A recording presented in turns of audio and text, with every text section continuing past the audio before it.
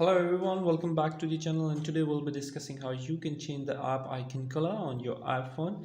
Make sure you have an updated iOS 18, any version of iOS 18. So it's very easy. You need to just tap on any app just like this, and after tapping it up, as you can see that there is an option edit home screen. Just tap on the edit home screen.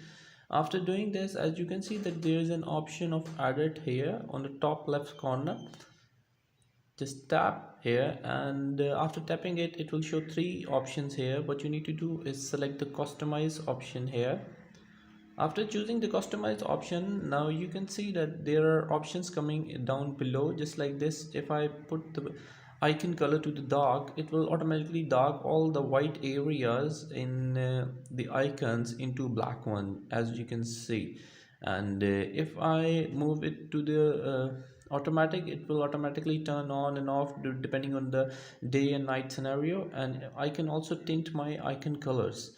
Furthermore, what you can do here is you can large the icon button just like this, and every icon will be displayed like this with no app name beneath it. So that's how you can do it. If you still have any other question, just you can post it and I'll try my best to answer. Thank you very much for watching the video. Until next video, bye bye.